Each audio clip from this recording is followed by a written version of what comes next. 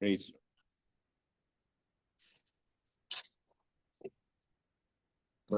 സ്വോത്രം കേൾക്കാമോ? Yes. കേൾക്കാം ബസ്. ഈ പ്രഭാതത്തിൽ ഒരുമിച്ച് ഈ പ്രയർ ഗ്രൂപ്പിനോടുള്ള ബന്ധത്തിൽ ഒരുമിച്ച് വീണ്ടും ആയിരിക്കാൻ കർത്താവ് നൽകുന്ന എല്ലാ അവസരങ്ങൾക്കായി കർത്താവിനെ സ്തുതിക്കുന്നു.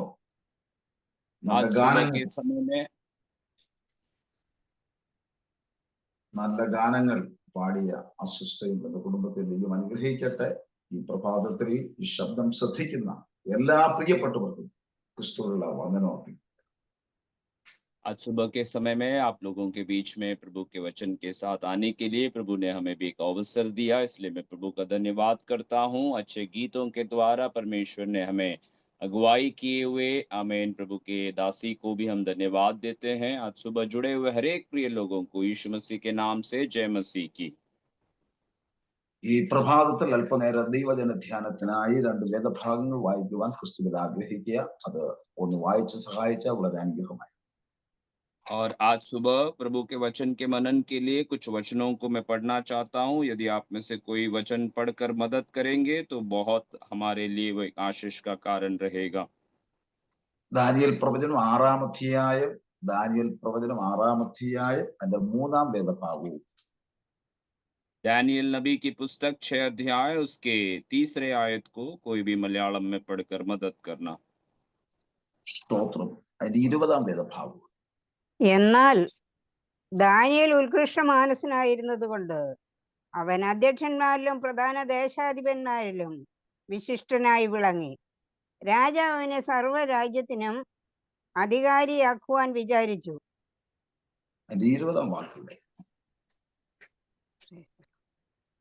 ഗുഹയുടെ അരികെ എത്തിയപ്പോൾ അവൻ ദുഃഖശബ്ദത്തോടെ ദാനിയേലിനെ വിളിച്ചു. രാജാവ് ദാനിയേലിനോട് സംസാരിച്ചു. ജീവനുള്ള ദൈവത്തിന്റെ ദാസനായ ദാനിയേലേ, നീ ഇടവിടാതെ സേവിച്ചു വരുന്ന നിന്റെ ദൈവം സിംഹങ്ങളിൽ നിന്ന് നിന്നെ രക്ഷിപ്പാൻ പ്രാപ്തനായോ എന്ന് ചോദിച്ചു. മതി. സർവശക്തിയുള്ള ദൈവം ഈ പ്രഭാതത്തിൽ ഈ വചനത്തിൽ കൂടെ നമ്മളോട് സംസാരിപ്പാൻ പരിശുദ്ധാത്മാവ് ഇടയാക്കട്ടെ. സർവശക്തിയുള്ള ദൈവമേ, ഈ പ്രഭാതത്തിൽ വീണ്ടും ഈ വചനമായിട്ട് ഞങ്ങൾ ഒരുമിച്ച് ധ്യാനിക്കുമ്പോൾ സ്വർഗീയ ദൂതഗണങ്ങൾ മീഖായേലും സംഘവും ഇറങ്ങി വരണം.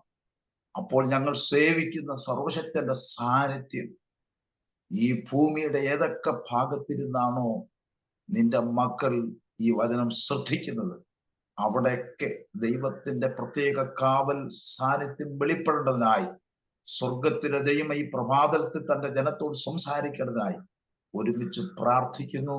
യേശു ക്രിസ്തുവിൻ നാമത്തിൽ തന്നെ. ഈ നല്ല പകൽ ഈ വേദഭാഗം സ്തോത്രം വായിച്ചതിൽ ഒത്തിരി സന്തോഷമുണ്ട്. ഈ വേദഭാഗത്ത് ചില ടൈമുകളിൽ അത് ദൈവജനം ധ്യാനിച്ച് വാക്കുകൾക്ക് വിരാമം കൊടുക്കാൻ ആഗ്രഹിക്കുന്നു. ഇതിനു മുമ്പ് ഒരു സമയം എന്റെ സാക്ഷ്യം പ്രസ്താവിപ്പാൻ കർത്താവ് അവസരമൊരുക്കി. അതിന്റെ സംഘാടകരായ എല്ലാ പ്രിയപ്പെട്ടവർക്കും സ്തോത്രം എന്റെ കുടുംബമായിട്ടുള്ള പ്രത്യേക വന്ദനം അർപ്പിക്കുന്നു. ദൈവം നമ്മെ ഒരുമിച്ച് അനുഗ്രഹിക്കട്ടെ. 6-ാം അധ്യായം 3-ാം വേദഭാഗത്തിൽ നമ്മൾ വായിച്ചു.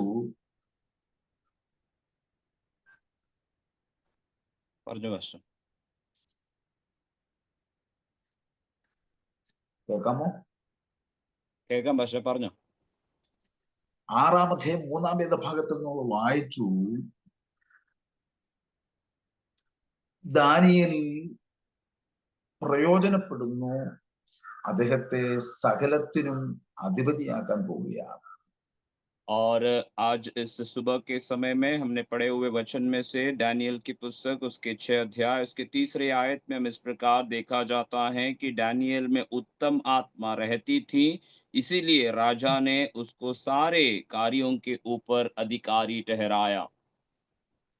ദാര്യാവേശ് എന്ന് പറഞ്ഞ രാജാവിന്റെ ഭരണകാലമാണ് ആ കാലഘട്ടം. दारा राजा नाम का एक राजा के शासन काल के ये समय रहा है. ഭരണം വളരെ ശുഭമാകേണ്ടതിന് വേണ്ടി 120 പേരെ നിയമിക്കുവാനിടയായി. और अपने शासन काल में अच्छे से शासन कराने के लिए दारा राजा जो है 20 लोगों को अपने राज्य में नियुक्त करता है। അവരുടെ മേൽ 120 പേരുടെ മേൽ അധ്യക്ഷന്മാരായി 3 പേരെ നിയമിക്കാൻ ഇടയായി. और ऐसे जो लोग जो थे उनके ऊपर अधिकारी ठहराने के लिए 3 लोगों को दारा राजा ने नियुक्त कर रखा था। അവിടെ എഴുതിയിരിക്കുന്നു, രാജാവിന് നഷ്ടം വരാതിരിക്കേണ്ടതിന് ഈ 3 പേർക്ക് 120 പേരെ കണക്ക് കൊടുക്കണം. और वहाँ पर इस प्रकार लिखा गया है कि दारा राजा जो है अपने कुछ भी काम में नुकसान न पहुँचाने के लिए वहाँ पर उन 120 लोगों के ऊपर 3 लोगों को ज़िम्मेदार या अधिकारी ठहराया हुआ था। അവിടെ എഴുതിയിരിക്കുന്നു, രാജാവ് അവനെ സകലത്തിനും അധികാരിയാക്കാൻ പോകും. और वहाँ पर इस प्रकार लिखा गया है कि राजा ने उसे सारे कार्यों के ऊपर अधिकारी ठहराया था। അപ്പോ സകലത്തിനും 122 പേരുടെ കൂട്ടത്തിൽ സകലത്തിനും ഒരുവനെ അധികാരിയാക്കാൻ പോകുമ്പോൾ और वहाँ पर जब 122 लोगों के ऊपर सारे कार्यों के ऊपर जब डैनियल को अधिकारी बनाने जाने के समय में എന്റെ വചന ധ്യാനത്തിൽ ദൈവം എന്നെ പഠിപ്പിച്ചത്, मेरे वचन मनन के समय में परमेश्वर ने मुझे इस प्रकार सिखाया है। ഈ ദാനിയേൽ പ്രവാസിയാണല്ലോ.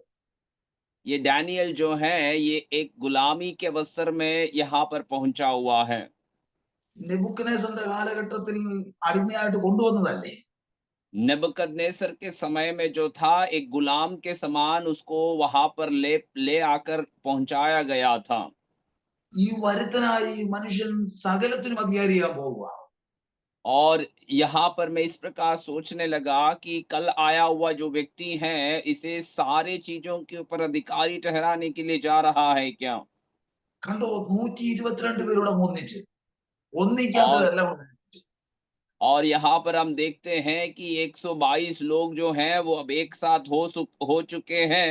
जब कभी भी एक साथ होने की संभावनाएं नहीं थी, वहां पर ये लोग इकट्ठे हो चुके हैं। കണ്ടോ, ദാനിയേലിനെ ഒറ്റപ്പെടുത്തി. और देखिए यहाँ पर डैनियल को अकेला किया गया है। ഒന്നുകൂടെ എടുത്തു പറഞ്ഞാൽ പ്രാർത്ഥിക്കുന്നവനെ ഒറ്റപ്പെടുത്തി.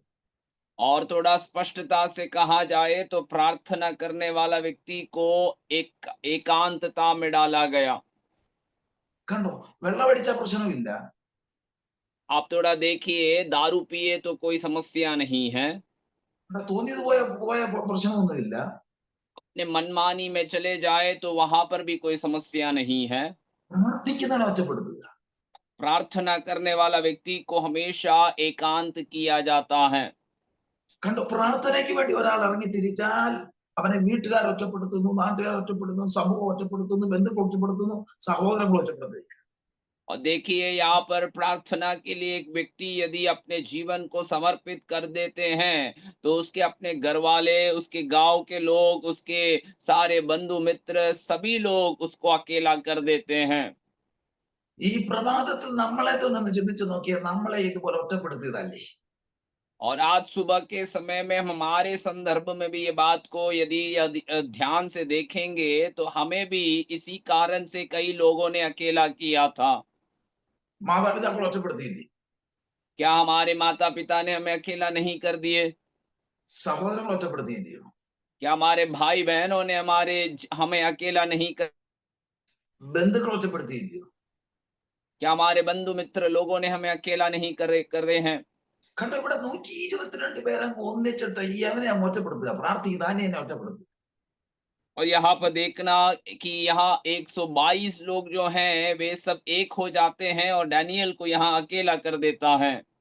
അപ്പൊ ഇന്ന് തുടങ്ങിയ പരിപാടിയല്ല, അന്നേ തുടങ്ങിയ പരിപാടി. और ये आजकल की बात नहीं है, तब से लेकर होने आने वाला एक संभव है ये। അവിടെ എഴുതിയിരിക്കുന്നത് ഏത് രീതിയിൽ അവനെ അടിച്ചിരുത്താൻ പറ്റും. और वहां पर इस प्रकार लिखा जाता है कि किसी भी रीति से उसे अकेला करने के लिए वे लोग इच्छा कर रहे थे। ഞങ്ങളുടെ മേളിൽ നീ ആധിപത്യം നടത്തണം. और आमीन, यहाँ पर वचन लिखा है कि उसको सभी कार्यों में अधिपति बनाया गया। കണ്ടോ, പ്രാർത്ഥിക്കുന്നവരുടെ പരാജയം കണ്ടുപിടിക്കാൻ വേണ്ടി നോക്കിക്കൊണ്ടിരിക്കുക. और यहाँ पर देखिए कि प्रार्थना करने वाला व्यक्ति के जीवन से किसी भी प्रकार की कमी को ढूंढने के लिए लोग इंतजार कर रहे हैं। ഈ പ്രഭാതത്തിൽ ഈ വചനത്തിന്റെ ശബ്ദം കേൾക്കുന്ന അഭിഷക്തന്മാരെ, മാതാപിതാക്കളെ, സഹോദരങ്ങളെ, എനിക്ക് ഒരു മർമ്മം എടുത്തോർപ്പിക്കുവാനുള്ളത്, നമ്മുടെ പരാജയം കണ്ടുപിടിക്കാൻ ലോകം സമൂഹം നോക്കിക്കൊണ്ടിരിക്കുകയാണെന്ന് മറന്നു പോകരുത്. और आज सुबह के समय में मेरे आवाज सुनने वाले हर एक अभिषिक्त लोग, प्रभु के माता पिताओं, भाई बहनों, ये बात को आपको ध्यान रखना जरूरी है कि हमारे जीवन से किसी भी प्रकार की कमी को ढूंढ निकालने के लिए शत्रु हमारे इंतजार करते हुए बैठे हैं। എങ്ങനെ നിന്നെ അടിച്ചിരുത്താൻ പറ്റും? कैसे हमें किसी भी प्रकार से नीचे करके दिखा सकें, എങ്ങനെ നിന്റെ പ്രൊമോഷൻ തട്ടിക്കളയാൻ പറ്റും? कैसा आपका प्रमोशन जो है या आपका उत्तीर्णता की अवस्थाओं को बंद कर दे। ശത്രു അടങ്ങിയിരിക്കത്തില്ല, അവൻ മുഴുവനത്തോടെ അവൻ പോരാടിക്കൊണ്ടേയിരിക്കും. शत्रु जो है वो कभी भी शांत नहीं बैठता है, वे अपनी पूरी सामर्थ्य से उसी के विषय में, हमारे विषय में लड़ते रहते हैं। എന്നാൽ അവിടെ എഴുതിയിരിക്കുന്ന ഒരു മർമ്മം ഇങ്ങനെയാണ്: പരാജയപ്പെടുത്താൻ ദാനിയേലിന്റെ നേരെ നോക്കിയെങ്കിൽ അവനെ പരാജയപ്പെടുത്താൻ പറ്റിയില്ല. और लेकिन वहां पर एक सत्य को इस प्रकार बताया जाता है कि किसी भी प्रकार से डैनियल की कमी को ढूंढकर डैनियल को पराजित करने के लिए कोशिश किया, लेकिन वे लोग उसे संभव नहीं कर सके। കണ്ടോ, 122 പേരോട് അങ്ങോട്ട് തമ്മിൽ പല കാര്യങ്ങൾ അങ്ങോട്ട് ചർച്ച ചെയ്യാൻ തുടങ്ങി. और यहाँ पर देखिए कि 122 लोग जो हैं वे आपस में कई विषयों के बारे में आपस में बातें करते रहे। നമ്മൾ ഇത്രയൊക്കെ നോക്കിയിട്ട്, നമ്മൾ ഇത്രയും പേര് നോക്കിയിട്ട് എവനെ എന്താ പരാജയപ്പെടുത്താൻ പറ്റും? वो लोग आपस में इस प्रकार कह रहे होंगे कि हम लोग इतने सब कुछ ध्यान देने से भी हम क्यों उसे पराजित नहीं कर पा रहे हैं। അപ്പൊ എവിടെ ഉണ്ടല്ലോ വില്ലന്മാർ എവിടെ? और कहीं पर भी आमीन, हमें इस प्रकार दिखने में मिलता है कि जो लोग बहुत शातिर दिमाग के रहते हैं। അപ്പൊ ഒരുത്തം പറയും അവൻ ആരാന്നറിയാവോ? और एक व्यक्ति इस प्रकार कहता है कि उसकी आराधना को हमें देखना होगा। ദാനിയേൽ ആരാന്നറിയാമോ? और वो कह रहा है कि तुझे पता है कि डैनियल कौन है? അവൻ യഹൂദനാ. और ऐसे बताया जाता है डैनियल के विषय में कि डैनियल एक यहूदी मनुष्य है। യഹൂദ എന്ന വാക്കിന്റെ അർത്ഥം സ്തുതി എന്നാ. और यहूदा नाम का जो शब्द का अर्थ है वो है स्तुति करना। അവൻ ദൈവത്തിന് മഹത്വം കൊടുക്കുന്നവനാ. और वो जो है वो परमेश्वर को अपने जीवन से महिमा देने वाला व्यक्ति है। രണ്ട്, അവന്റെ ജീവിതത്തിൽ ഒരു പ്രാർത്ഥനയുണ്ട്. दूसरा, उसका जीवन में जो है एक प्रार्थना का अनुभव रहता है। ഈ പ്രഭാതത്തിൽ വചനത്തിൽ കൂടെ ദൂത് പറയുന്നത്, സ്തുതിക്കാൻ തയ്യാറാണോ? മുടങ്ങാത്ത പ്രാർത്ഥനയുണ്ടോ? ഒരു കാര്യവും നിന്നെ ഫലിക്കത്തില്ലെന്ന്. और आज सुबह के समय में वचन से एक आपको संदेश देना चाहता हूं, यदि आप स्तुति करने के लिए तैयार हैं और प्रार्थना निरंतर करने के लिए तैयार हैं, तो आपके खिलाफ में कोई भी शत्रु की ताकतें प्रबल नहीं हो पाएगी। ഇസ്രായേൽ ആഭിചാരം ഫലിക്കത്തില്ലെന്നല്ലേ തമ്പുരാന്റെ വചനത്തിൽ എഴുതി വെച്ചിരിക്കുന്നത്? प्रभु का वचन में इस प्रकार लिखा जाता है कि इज़राइल को जो है किसी भी प्रकार की जादू टोना प्रबल नहीं होगी। അപ്പോൾ തമ്മിൽ അവരെല്ലാം കൂടെ ഒന്ന് കൂടി ആലോചിച്ചു. लेकिन यहाँ पर हम देखते हैं कि ये जो लोग हैं आपस में एक साथ संगति करके कुछ कार्यों की चर्चा करते हैं। അവനെ പരാജയപ്പെടുത്തണം, ദാനിയേലിനെ പരാജയപ്പെടുത്തണം, ഒറ്റ പരിപാടിയേ ഉള്ളൂ: അവന്റെ ജീവിതത്തിലെ പ്രാർത്ഥനയ്ക്ക് മുടക്കം വരുന്നു. और इनको पता है कि डैनियल को यदि पराजित कराना है तो एक ही एक काम को करना है कि इसकी प्रार्थना जीवन में किसी भी प्रकार का रुकावट को ले आए। കൊണ്ടോ, 122 പേരുടെ കമ്മിറ്റി കൂടിയിട്ട് ദാര്യാവേശിന്റെ അടുക്കൽ ചെന്ന് പറയാ, രാജാവേ, ചില ദിവസത്തേക്ക് അങ്ങയോടല്ലാതെ വേറെ ആരോടും പ്രാർത്ഥിക്കാൻ അനുവദിക്കരുത്.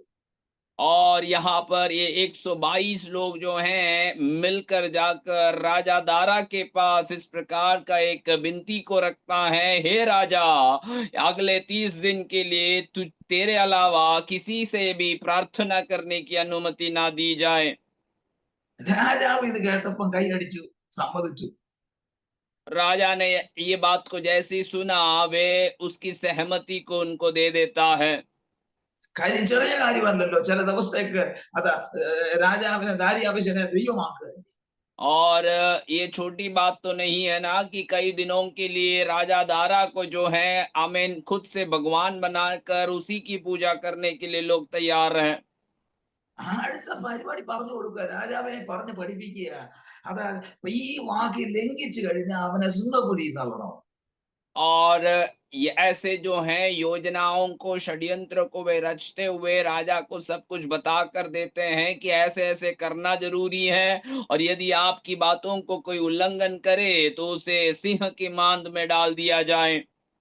രാജാ പറഞ്ഞു അങ്ങനെയാണെങ്കിൽ അങ്ങനെ തന്നെ പാസ്സാക്കുക. राजा उनकी बातों में सहमत होकर कहते हैं, यदि ऐसा ही है तो वैसा ही दंड देने पाए। കണ്ടോ, പിറ്റേ ദിവസം നോട്ടീസ് അടിച്ച് വിളംബരം ചെയ്തെന്നേ. और जैसे अवसर मिला उन्होंने उनका प्रचार और प्रसार सब जगह पे कर देता है। കണ്ടോ, ദാനിയേല് അതാ സ്തോത്രം തന്റെ വീട്ടിന്റെ ആകുന്ന വാതയ്ക്കൽ ഈ നോട്ടീസ് കൊണ്ട് ഒട്ടിച്ചെന്നായി എന്റെ ചിന്ത. और मैं ऐसे कल्पना करता हूँ कि डैनियल के भी घर के द्वार के सामने इस प्रकार का प्रचारण को कर कर उसके वहां पे चिपकाया होगा। 10ാം വാക്യത്തിൽ എഴുതിയിരിക്കുന്നു, രേഖാവിരോധം എന്ന് കണ്ടിട്ടും താൻ മുമ്പേ ചെയ്തു വന്നതുപോലെ ചെയ്യാൻ തുടങ്ങി. और 10वें आयत में यहाँ पर इस प्रकार बताया जाता है कि पत्र पर हस्ताक्षर किया गया है, और जैसे डैनियल ये बात का पता कर लेता है, डैनियल जैसे नियम रीति से प्रार्थना करते आए थे वैसे वो प्रार्थना जारी रखा।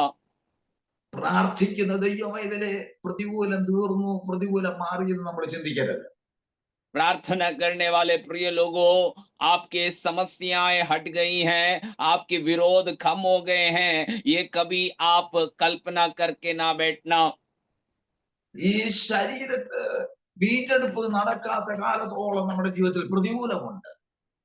और ये शरीर में जब हम ये शरीर छोड़कर नहीं जाते, तब तक हमारे जीवन के खिलाफ में विरोध को हम देखते रहेंगे। എന്നാൽ ആ പ്രതികൂലത്തിന്റെ മധ്യേ സർവശക്തിയുള്ള ദൈവം നമ്മെ കൈവിടുകയില്ല.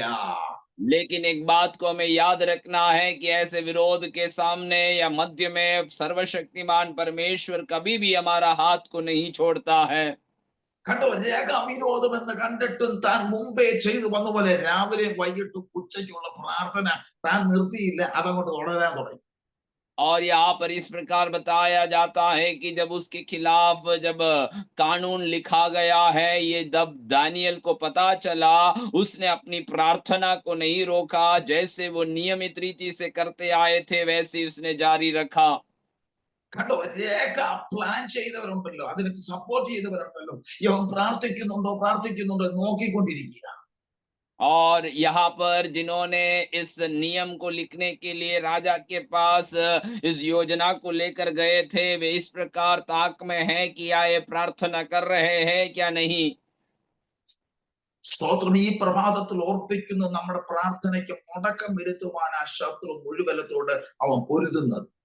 और आज सुबह के समय में मैं आपको याद दिलाने चाहता हूं कि हमारी प्रार्थना को किसी भी प्रकार से रोकने के लिए शत्रु अपनी पूरी बल के साथ वो कोशिश करता रहता है। നമ്മുടെ വ്യക്തിപരമായുള്ള പ്രാർത്ഥനയ്ക്ക് മുടക്കം വരുത്താൻ ആ ശത്രു മുഴുവലത്തോട് നോക്കുന്നത്. और हमारी व्यक्तिगत रीति से जो प्रार्थना है उसी में रुकावटों को लाने के लिए शत्रु अपने पूरी बल से कोशिश में रहता है। ആഴ്ചയിലുള്ളത് ഈ മാസത്തിലുള്ളത് പ്രാർത്ഥനയ്ക്ക് മുടക്കം വരുത്താൻ ആ ശത്രു നോക്കുന്നത്. और हफ्ते भर में या महीने भर की जो हमारी प्रार्थनाएं हैं उस प्रार्थनाओं में रुकावट लाने के लिए शत्रु कोशिश में रहता है। എന്നാൽ പ്രാർത്ഥിക്കുന്ന ദൈവമകനിൽ ഇത് കണ്ടറിഞ്ഞ് ഉണർന്ന് പ്രാർത്ഥിച്ച് മുന്നേറിക്കോണം. और प्रार्थना करने वाला परमेश्वर के प्रियो, आप ये बातों को जान के हुए आप जागरूक होते हुए प्रार्थना करते रहना जरूरी है। ഞാൻ ഓർപ്പിച്ചു പോലെ 11-ാം വാക്യത്തിൽ ആ പുരുഷന്മാർ വ്യക്തപ്പെട്ടു നോക്കുമ്പോൾ പ്രാർത്ഥിച്ച് സ്തോത്രം ചെയ്യുന്ന അതാ പ്രാർത്ഥിച്ച് സ്തോത്രം ചെയ്യുന്ന ദാനിയേലിനെ കാണുന്നത്. और मैंने जैसे आपको बताया 11वें आयत में हम जब पढ़ते हैं तो वे लोग जब दानियल की आमीन घर के अंदर जब झांक के देखते हैं तो दानियल को प्रार्थना करने की अवस्थाओं में गिड़गिड़ाने की अवस्थाओं में वे पाते हैं।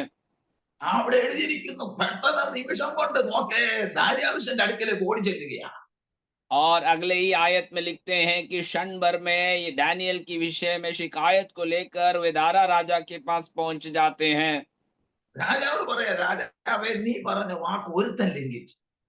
और राजा दारा से वो कहता है कि ये दारा राजा, तूने जो कहा वो आज्ञा है उसमें से एक व्यक्ति जो है उसका उल्लंघन कर रहा है।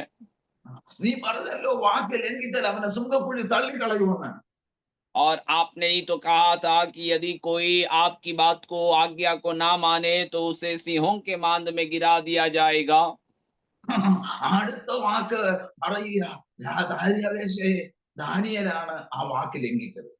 और अगले ही क्षण में वे लोग इस प्रकार राजा को बता देते हैं कि ये राजा दारा दानियल है, ये व्यक्ति जो आपकी बातों का उल्लंघन करता है।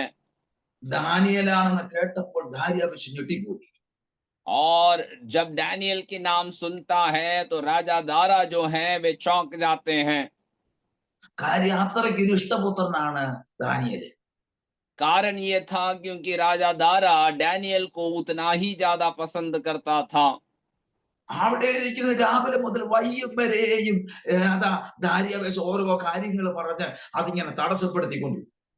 और वहां पर इस प्रकार लिखा जाता है कि सुबह से लेकर शाम तक एक एक बातों को कहकर राजा दारा जो है डैनियल का विषय का जो सजा है उसको टालता गया।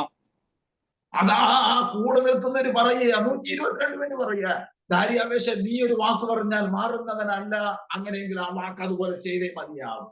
और वे साथ में रुके हुए लोग जो हैं वे राजा दारा को ये बात को याद दिलाता है कि राजा, तू जो कहता है अपने बातों से मुकरता नहीं है, इसलिए तूने यदि आज्ञा दिया है तो उस आज्ञा के अनुसार ही कार्यों को आगे बढ़ाएं। ആ വേദഭാഗം പഠിക്കുന്നു, ദാനിയേലെ ആ സിംഹക്കുഴിയെ തള്ളാനിടയായി. और उस आयत में इस प्रकार हमें बताया जाता है कि डैनियल जैसी आज्ञा बताई गई है वैसे उसे सिंहों के मांद में डाल दिया गया। ചില വിഷയം പ്രാർത്ഥിച്ചാൽ ആ പ്രാർത്ഥനയ്ക്ക് തക്കതായ മറുപടി തമ്പുരാൻ തരുത്തില്ല, നീക്കുപോക്ക് തരുത്തില്ല. कई विषय के लिए हम जब प्रार्थना करते हैं तो सही समय पर शायद परमेश्वर हमारी उन प्रार्थनाओं का उत्तर या उस प्रार्थना से हमारे जीवन में एक छुटकारा हमें नहीं देगा। ചില വിഷയത്തിൽ കൂടെ ദൈവം നമ്മളെ ഇറക്കി കൊണ്ടുപോകും. और कई विषयों के मध्य में से परमेश्वर हमें होकर जाने का एक अवसर हमें देता है। ഒന്ന് നാം ആരാണെന്ന് സമൂഹം അറിയണം, രണ്ട് ദൈവം ആരെന്ന് സമൂഹം അറിയണം. एक है उनमें से हम कौन है कर कर समाज को हमें प्रभु की उपस्थिति में बताना जरूरी है। दूसरी बात, परमेश्वर कौन है, उसकी सामर्थ्य क्या है, वे लोग जानना जरूरी है। കണ്ടോ അവിടെ എഴുതിയിരിക്കുന്നു, സ്വത്രം ദാനിയേലിനെ സിംഹക്കുഴി തള്ളാനിടയായി. वहां पर लिखा गया है कि डैनियल जो व्यक्ति था उसको सिंहों के मांद में गिरा दिया गया। അന്ന് രാത്രി മുഴുവനും നോക്കേ രാജാവ് ഭക്ഷണം കഴിച്ചില്ല, അതാ തോഴിമാരെ അടുക്കൽ വരുത്തിയില്ല, താൻ അവരുവേ പ്രാർത്ഥിക്കാൻ തുടങ്ങി. और वचन इस प्रकार लिखता है, उस रात भर दानियल राजा दारा जो है वे आमीन प्रार्थना करते रहे। ना तो उसने खाना खाया, ना उसने अपने पास किसी को आने दिया। पूरी रात भर डैनियल के विषय में वे चिंता करता रहा। കണ്ടോ പ്രഭാതത്തിൽ സിംഹക്കുഴി അരികിലേക്ക് ദാര്യാവേശ് നടന്നു ചെല്ലുകയാണ്. और जैसे ही भोर के समय पौ फटते ही राजा जो है दानियल के सिंहों के मांद के पास पहुंच जाता है। ദാനിയേലിനെ കുറിച്ചുള്ള സകല പ്രതീക്ഷയും ദാര്യാവേശിന് പോയി. और डैनियल के प्रति जो सारी उम्मीदें थी वे राजा दारा से अपने जीवन से नष्ट कर लिए थे। ഈ പ്രഭാതത്തിൽ ഒരു ദൂത് പറയുന്നു, പ്രിയപ്പെട്ടവരെ, നിന്റെ പ്രതീക്ഷ പോയിട്ടാണോ, നിന്റെ സകല കണക്കൂട്ടലും നിന്റെ പ്രതീക്ഷയും പോയാണോ ഈ വചനം ശ്രദ്ധിക്കുന്നത്? എന്നാൽ ഇന്ന് പകൽസമയം ഓർപ്പിക്കുന്നു, സർവശക്തിയുള്ള ദൈവം അടങ്ങിയിരിക്കുന്ന ദൈവമല്ല, ദൈവം മഹാത്ഭുതങ്ങളുടെ ദൈവമാണ്. आज सुबह के समय में परमेश्वर के वचन से एक संदेश आपको देना चाहता हूं कि आप यदि आपके जीवन से सारी उम्मीदों को खोए हुए अवस्थाओं में आप यदि ये वचन को सुन रहे हैं, तो प्रभु का वचन हमें बताता है कि सारी खोई हुई हमारी आशाओं के बीच में भी परमेश्वर हमारे लिए अद्भुत कामों को करने के लिए परमेश्वर सामर्थी प्रभु है। അവിടെ എഴുതിയിരിക്കുന്നത് ഇങ്ങനെയാ, ഇടപെടാതെ ദൈവത്തെ സേവിച്ചു വന്ന ദാനിയേലേ, നീ സേവിച്ച ദൈവം സിംഹങ്ങളുടെ കയ്യിൽ നിന്ന് നിന്നെ വിടിയിപ്പാൻ പ്രാപ്തനാണോ എന്നാണ് ദാനിയേൽ ചോദിക്കുന്നത്. और राजा दारा इस प्रकार डैनियल से पूछता है, हे डैनियल, हे जीवित परमेश्वर के दास, जो नित्य परमेश्वर की उपासना करते हैं, क्या तू परमेश्वर तुझे आमीन उस शत्रु के हाथों से बचा पाया है या नहीं? കണ്ടോ, ദാനിയേൽ പ്രവചനം 3-ാം അധ്യായത്തിൽ പഠിക്കുമ്പോൾ കാണുന്നുണ്ട്, ശദ്രക്ക് മേശക്ക് അബേദ്നെഗോവിനെ തീയിലേക്ക് വലിച്ചിടാൻ അതാ നെബൂഖദ്നേസർ ഓർഡർ ഇടുമ്പോൾ എന്റെ കയ്യിൽ വിടുവിക്കുന്ന ദേവനാണ്. और यहाँ पर तीसरे अध्याय में हम वचन को पढ़ने के समय में बात को जानते हैं कि शद्रक मेशक और अबेदनगो को जब राजा नबूकदनेस्सर ने उनको उस आग की भट्टी में जब डाल दिया गया, तो उस प्रकार राजा पूछ रहा था कि ऐसे कौन सी देवता है जो मेरे हाथों से तुम्हें बचा सकता है। നെബൂഖദ്നേസർ കണ്ടിട്ടുള്ള ദേവൻ, അവന് കണ്ണുണ്ട്, അവന് വായുണ്ട്, അവന് ചെവിയുണ്ട്, കൈയുണ്ട്, കാലുണ്ട്, എവിടെയെങ്കിലും കൊണ്ടുവച്ചാൽ അവിടെ ഇരിക്കുന്ന ദേവനെയാണ് നെബൂഖദ്നേസർ കണ്ടത്. और नेबुकदनेस्सर ने आज तक ऐसी देवताओं को देखा है जिसकी आंख है, नाक है, सब कुछ है, लेकिन जहां पर उसको रखा जाएगा वहीं पर खड़े रहने वाली ऐसी देवताओं को नेबुकदनेस्सर ने देखा हुआ था। എന്നാ ശദ്രക്ക് മേശക്ക് അബേദ്നെഗോ കണ്ടത് നെബൂഖദ്നേസർ കണ്ട ദേവനെ അല്ല. എന്നാൽ അവർ പറയുന്ന വാക്കുകൊണ്ട്, വിടിവിച്ചാലും വിടിവിച്ചില്ലെങ്കിലും രാജാവേ, നിന്റെ ഈ ബിംബത്തെ ഞങ്ങൾ തലമുനിക്കത്തില്ല. लेकिन आमीन नेबुकदनेस्सर ने देखा हुआ देवताओं को नहीं है जो शद्रक मेशक और अबेदनगो ने देखा। वे लोगों ने एक जीवित परमेश्वर को अपने जीवन में अनुभव किया है, इसलिए राजा नेबुकदनेस्सर से वे इस प्रकार कहते हैं, हे राजा, हमारा परमेश्वर हमें बचाए या ना भी बचाए, हम तेरी मूर्ति के सामने दंडवत नहीं करेंगे। കണ്ടോ, അവിടെ വിടിവിച്ചാലും വിടിവിച്ചില്ലെങ്കിൽ. और वहां पर इस प्रकार वचन कहा जाता है कि हमारा परमेश्वर हमें बचाए या ना भी बचाए। എന്റെ ചിന്ത, ഈ തീരുമാനം ഈ പിള്ളേരെടുത്തപ്പെടുത്തല് സ്വർഗത്തിലിരിക്കുന്ന പിതാവായ ദൈവം, പുത്രനായ ദൈവം, പരിശുദ്ധമായ ദൈവം ചാടി എഴുന്നിട്ട് നല്ലതുണ്ടാ. और मेरे विचार में इस प्रकार मैं सोचता हूं कि जब ऐसे ये लोग, ये बालक इस प्रकार बातों को कह रहे थे, तो स्वर्ग का त्रिएक परमेश्वर अपने स्थानों में उठ खड़े हो गए होंगे इनकी मदद को करने के लिए। കാര്യം ചൂണ്ടിപ്പിച്ച ഒരു വാക്കാണ്, എന്റെ കയ്യിൽ വിടുവിക്കുന്ന ദേവനാരെന്നാ നെബൂഖദ്നേസർ ചോദിച്ചത്. और कारण ये था क्योंकि इनको चुनौती देने वाला एक प्रश्न नेबूकदनेस्सर राजा इनके सामने पूछता है कि मेरे हाथों से तुम्हें छुड़ाने वाला ऐसी देवता कौन है। അപ്പോൾ സ്വർഗ്ഗം പറയുകയാണ്, വിടുവിക്കാനൊരു ദേവനുണ്ടെടാ. ആ ദേവനാണ് നെബൂഖദ്നേസറെ, നിന്റെ കണ്ണുമുമ്പിൽ സ്വർഗ്ഗം വെളിപ്പെടുത്താവുന്ന ദൈവമാ. और जब नेबूकदनेस्सर ने इनसे इस प्रकार का सवाल किया है, तो वे लोग नेबूकदनेस्सर से कहते हैं कि हमें परमेश्वर है जो हमारे आमीन तुम्हारी हाथों से हमें बचाने वाला है, वो प्रभु आज अपने आप को तुम्हारे सामने प्रकट करने जा रहा है। ഈ പ്രഭാതത്തിൽ ഓർപ്പിക്കുന്ന തീരുമാനം, പ്രതിഷ്ഠ എവിടെയുണ്ടോ അവിടെ ദൈവത്തിന്റെ നീതി വെളിപ്പെടും. और आज सुबह के समय में हम आपको याद दिलाते हैं, जहां पर लोग निर्णय लेने के लिए और अपने आप को समर्पित करने के लिए तैयार होते हैं, वहां पर परमेश्वर का न्याय प्रभु प्रकट करेगा। കണ്ടോ, കാര്യങ്ങൾ പറഞ്ഞുകൊണ്ട് നിൽക്കുമ്പോൾ തന്നെ തീയുടെ ചൂട് ഏറ്റുമടങ്ങുന്നു. और यहाँ पर नेबूकदनेस्सर जैसी बातों को वे कह रहे थे, तो उस भट्टी की आग 7 गुना उन्होंने बढ़ाने के लिए आज्ञा दिया। അടുത്ത ഓർഡർ, എടാ അവനെ ഇനി വെച്ചോണ്ടിരിക്കുന്നത് അവന്റെ കൈയും കാലും കെട്ടി ബലവാന്മാര് കൊണ്ട് തീ തട്ടടാന്നാ. और अगला ही आज्ञा इस प्रकार था कि उनको अब ज्यादा समय रुकने ना दे। वो लोग, बलवान लोग जो थे, वे उसे बांध कर ले आकर उस आग के भट्टी में गिरा देता है। പ്രാർത്ഥിക്കുന്ന ദൈവമക്കളെ, പ്രതികൂലമുണ്ട്, പ്രതിസന്ധിയുണ്ട്, കഷ്ടതയുണ്ട്, സ്വതന്ത്രം. എന്നാൽ ഈ പകൽ വചനത്തോടുള്ള ബന്ധത്തിൽ ഓർപ്പിക്കുന്നു, സർവശക്തിയുള്ള ദൈവം അവിടെ നമ്മെ തകർത്ത് കളയുകയില്ല. और प्रार्थना करने वाला प्रिय लोगों, आपके खिलाफ में मुश्किलें होंगे, समस्या होंगे, रुकावटें होंगे, लेकिन प्रार्थना करने वाला व्यक्ति को कभी भी थकाने के लिए या नष्ट होने के लिए परमेश्वर अनुमति देता नहीं है। കണ്ടോ, ബലവാന്മാർ വന്ന് തൂക്കിയെടുത്ത് ഇവരെ കൊണ്ടുപോകുക തീയിലോട്ട്. देखिए, यहाँ पर जो बलवान लोग हैं वे आकर उठाकर इन्हें उस भट्टी में गिराने के लिए ले जाते हैं। അവിടെ എഴുതിയിരിക്കുന്ന ഒരു വലിയ മർമ്മം, അടുത്തോട്ട് ചെന്നപ്പോ ബലവാന്മാരെ തീ നക്കിക്കളഞ്ഞു. और वहां पर एक बड़ा सत्य बताया जाता है कि जैसे ही वे लोग अंदर पहुंचे तो इन लोगों को, जो उठाने वाले जो बलवान लोग थे, उन्हें आग ने भस्म कर दिया। കണ്ടോ, ഈ പിള്ളേരെ തീയിലോട്ട് അങ്ങ് വലിച്ചിട്ട്. और देखिए, इन बच्चों को, इन बालकों को जो था वो आग में ही गिरा दिया गया। യഹോവയുടെ പുസ്തകത്തിരിക്കുന്നു, അഗ്നിജ്വാല ദൈവത്തിന്റെ വേലക്കാരെന്ന, ശുശ്രൂഷകരെന്ന. और परमेश्वर का वचन में इस प्रकार लिखा है कि परमेश्वर का आग प्रभु की सेवा करने वाले सेवक का एक हथियार होता है। അങ്ങനെയെങ്കിൽ തീയെ സൃഷ്ടിച്ചവൻ തീയോട് പറയാ, എന്റെ ദാസന്മാരെ കെട്ടപ്പെട്ടിരിക്കുക, നിങ്ങൾ ആ കെട്ടം കഴിച്ചേക്കണം. और ऐसा है तो आग को बनाने वाला परमेश्वर आग की सेवकाई करने वाले सेवकों के लिए इस प्रकार कहता है कि उनके हाथों पैरों में जो बांधा गया रस्सी है वो आग से भस्म किया जाए। കണ്ടോ, ഈ ഭക്തന്മാരുടെ മരണക്കെട്ട, മരണക്കെട്ട, ആർപ്പഴിക്കാൻ പറ്റാത്ത മരണക്കെട്ട.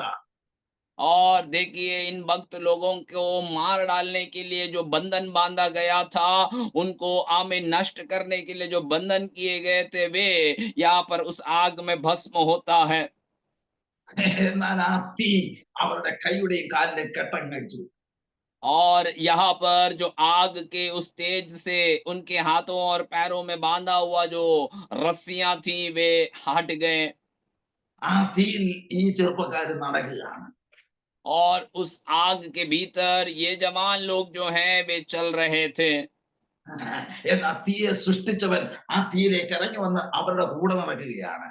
और जिस आग को बनाने वाला परमेश्वर है, वो परमेश्वर उनके साथ उस आग में उतर आकर उनके संग चल रहा था। നെബൂഖദ്നേസർ പറഞ്ഞതല്ലേ, എന്റെ കയ്യിൽ പിടിപ്പിക്കുന്ന ദേവൻ ആരെന്ന്. और नेबुकदनेस्सर ने इस प्रकार सवाल पूछा था कि मुझे इन लोगों को मेरे हाथों से छुड़ाने वाला देवता कौन है।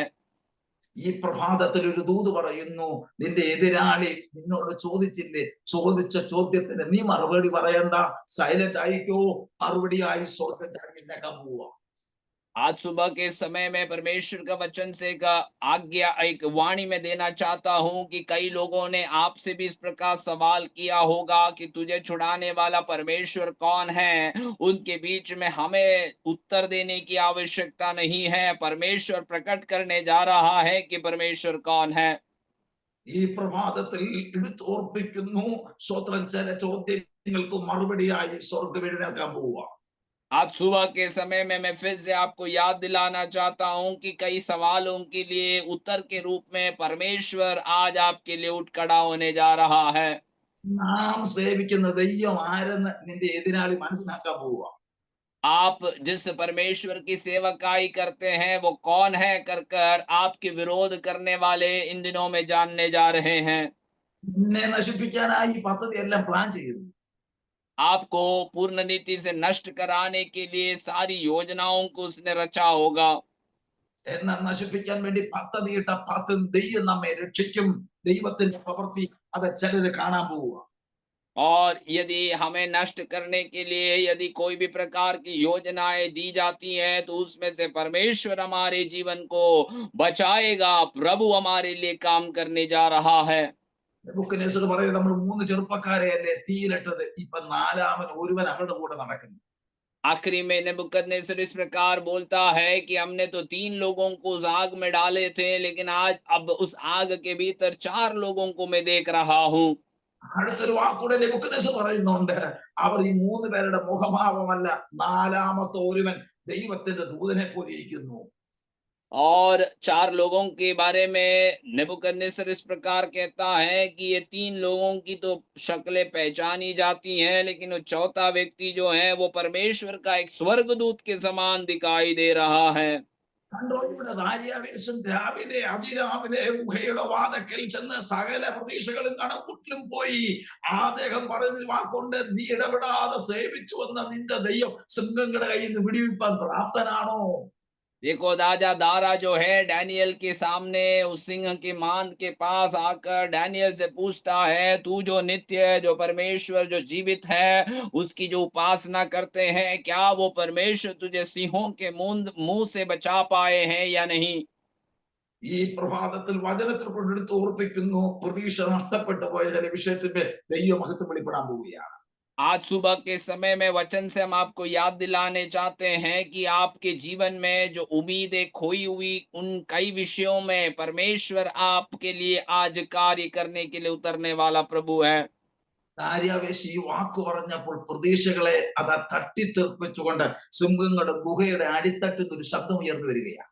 और डैनियल राजा दारा जब इस प्रकार से एक सवाल को डैनियल से जब करता है, तो राजा दारा के सारी उम्मीदों को हटाते हुए डैनियल का एक शब्द उस मांद में से सुनाई दे रहा है। ദാര്യാവേശ് ദീർഘായുസ്സോടെ ഇരിക്കട്ടെ.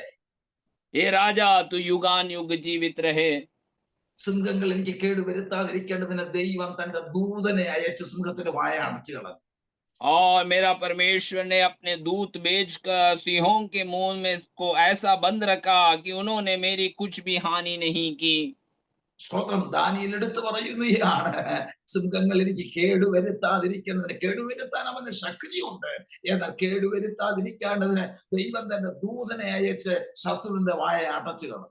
और इस प्रकार डैनियल बड़े स्पष्टता से कहता है कि सिंहों ने मेरी कुछ हानि ना कर सके, इसलिए परमेश्वर ने अपने स्वर्गदूतों को भेजकर सिंहों का मुंह को बंद कर दिया है। സന്തോഷം കൊണ്ട് എന്റെ ഹൃദയം ഈ പ്രഭാതത്തിൽ സന്തോഷം കൊണ്ട് നിറയുകയാണ്. और मेरा हृदय जो है आमीन परमेश्वर की उपस्थिति में बड़ी आनंद से भरता जा रहा है। കേട്ടോ, നെബൂഖദ്നേസറും ദാര്യാവേശും നോക്കിയ പരാജയം, അതാ കൂടെ 122 പേരുണ്ടല്ലോ, അവര് പരാജയം കാണാൻ വേണ്ടി നോക്കിയിരുന്നതാണ്. और यहाँ पर देखिए नेबुकदनेस्सर हो या दारा राजा के समय में ये उन 122 लोग जो थे डैनियल की पराजय को देखने के लिए वे लोग ताक में बैठे हुए थे। പരാജയം കാണാൻ നോക്കി നിൽക്കുന്നവർ അവർ അത്ഭുതപ്പെട്ടു ദൈവത്തിന്റെ പ്രവൃത്തി. और जब लोग पराजय को देखने के लिए जब वो लोग इंतजार करते हुए बैठे थे, वहां पर वे लोग चकित हो गए परमेश्वर के कामों को देखकर। അങ്ങനെയാണെങ്കിൽ എടുത്തോർപ്പിക്കുന്നു, ഈ പ്രയർ തുടങ്ങി 4 മണിക്ക് തുടങ്ങിയ പ്രയർ ആണ്. और ऐसा है तो मैं आपको फिर से याद दिलाना चाहता हूं, आज की ये जो प्रार्थना सभा है सवेरे 4 बजे शुरुआत हुआ एक सभा है।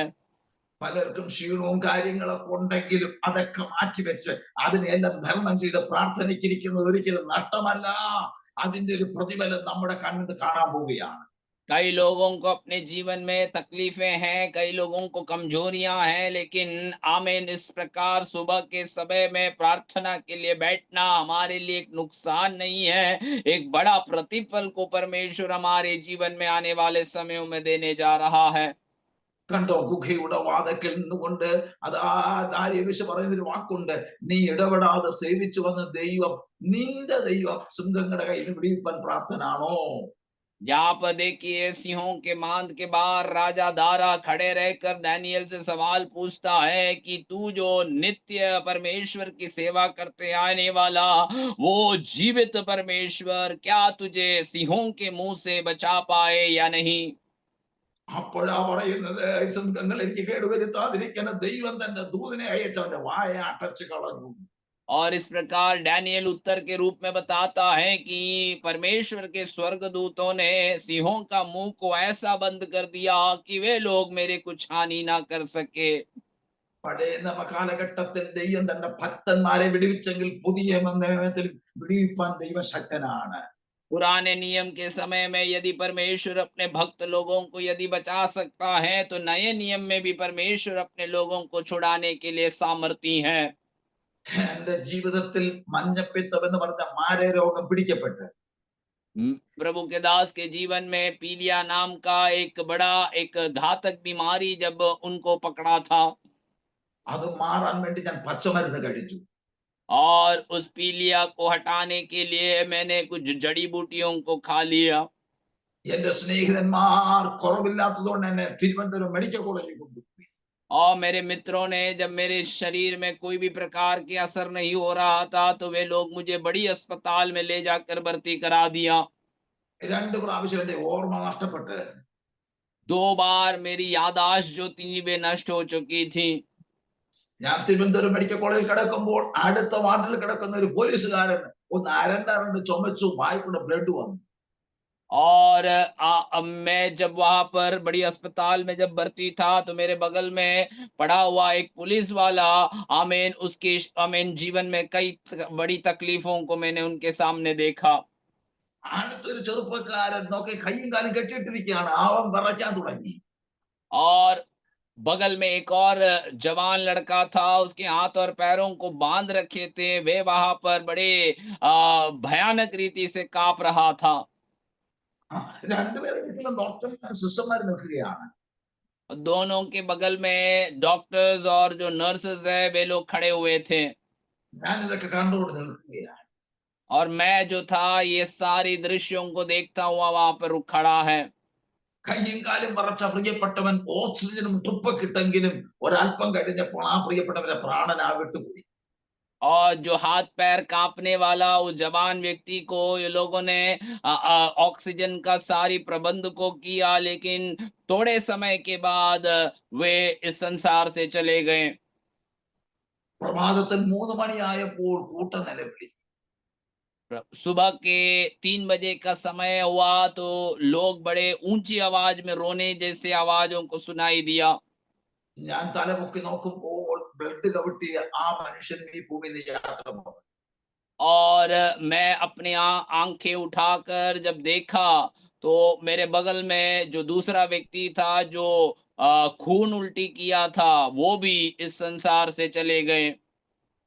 മഞ്ഞപ്പിത്തം കൂടിയ എന്നെ തമ്പുരാൻ വിടുവിപ്പാനിടയായി. और पीलिया की बीमारी एकदम बढ़कर ऐसी बढ़ती किया हुआ मुझको परमेश्वर ने वहां से छुड़ा कर बाहर ले आया। നമ്മുടെ ദൈവം അത്ഭുതങ്ങളുടെ ദൈവമാണ്. हमारा परमेश्वर जो है अद्भुत कामों को करने वाला प्रभु है। അവരിൽ ആരാണ് ആശ്രയിക്കുന്നത് അവരെ ദൈവം തള്ളിക്കളയുന്ന ദൈവമല്ല.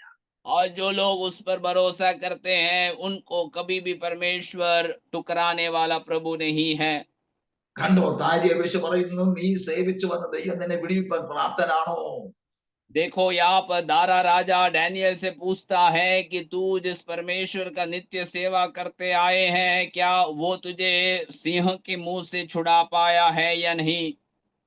സിംഹങ്ങൾ എനിക്ക് കേടുവരുത്താതിരിക്കുന്ന ദൈവം തന്റെ ദൂതനെ അയച്ച് അവന്റെ വായെ അടച്ചു കളഞ്ഞു. सिंह मेरे जीवन में कोई हानि ना ले आए, इसलिए परमेश्वर ने अपने स्वर्गदूतों को भेजकर उनके मुंहों को बंद कर दिया है। Praise the Lord. സന്തോഷം കൊണ്ട് ഈ പ്രഭാതത്തിൽ സന്തോഷം കൊണ്ട് നിറയുകയാണ്. और प्रभु के लोगों, मैं परमेश्वर की उपस्थिति में बड़े आनंद के साथ आमीन प्रभु की उपस्थिति में भर रहा हूँ। നമ്മുടെ ദൈവം വിടുവിക്കുന്ന ദൈവമല്ലേ? क्या हमारा परमेश्वर छुड़ाने वाला प्रभु है? നമ്മുടെ ദൈവം രക്ഷിക്കുന്ന ദൈവമല്ലേ? क्या हमारा परमेश्वर हमारे लिए हमारे जीवन में हमें बचाने के लिए तैयार नहीं है क्या? ഈ ദൈവത്തെ കൊണ്ട് കഴിയാത്തൊരു കാര്യവുമില്ല. क्या ये परमेश्वर के लिए असंभव कोई ऐसा बात है? അടുത്തുള്ള വേദഭാഗം വായിക്കുന്നു. ദാനിയേൽ രാജാവ് ഓർഡർ സിംഹക്കുഴി കിടക്കുന്നവനെ ഇനി കരയ്ക്ക് ചെയ്തു. और अगले आयतों में हम पढ़ते हैं कि तुरंत राजा दारा जो है आज्ञा देता है कि डैनियल को जल्द से जल्द उस मांद में से निकाला जाए। 122 പേര് പരിപാടി അണക്കിയ 122 പേര് അമ്പരന്ന് പോയി. और 122 लोग जो थे, जो योजना बनाए थे, इन बातों को सुनकर और देखकर वे लोग चकित हो गए। അവന് വെപ്രാളമായെന്ന്. और उनको बड़े गड़बड़ाहट उनके अंदर होने लगा അവന്റെ മേൽ മഹാഭീതി വീണെന്ന്. और उनके ऊपर बड़ी भीति छा गई थी। ദാനിയേലിന് നേരെ രേഖ ആരൊക്കെ കൂടി ചേർന്നാണോ പരിപാടി അണക്കിയത് അവനെ അവന്റെ കുഞ്ഞുങ്ങളെ അവന്റെ ഭാര്യമാരെയും ആ സുങ്കക്കുഴിയിലേക്ക് തള്ളാനിടയായി. और जिन जिन्होंने भी डैनियल के विरोध में आज्ञाओं को बनाकर डैनियल को सजा देने के लिए वे लोग योजना बनाए थे, उनको और उनके परिवार बच्चों को भी उस सिंह के मांद में फेंक दिया गया। ഈ പ്രഭാതത്തിനടുത്ത് ഓർപ്പിക്കുന്നു, നമ്മെ വിടുവിക്കുന്നതെയും നമ്മെ രക്ഷിക്കുന്നതെയും ആ സർവശക്തിന്റെ കരങ്ങളിൽ ഈ പ്രഭാതത്തിലും ഈ വചനത്തോട് ബന്ധത്തിലും നമ്മുടെ തലവണക്കാം. ഞാൻ പ്രാർത്ഥിക്കാൻ പോവുകയാണ്. और आज सुबह के समय में आज फिर से वचन से मैं आपको याद दिलाना चाहता हूं कि परमेश्वर हमें और हमारे परिवारों को शत्रु के हाथों से बचाने के लिए वो परमेश्वर सर्वशक्तिमान है। ये संदेश को देकर मैं अपने वचन को समाप्त करना चाहता हूं। आइए हम मिलके प्रार्थना करेंगे। ഈ പ്രഭാതത്തിൽ ഒത്തിരി സന്തോഷം അകത്തളത്തിലുണ്ട്.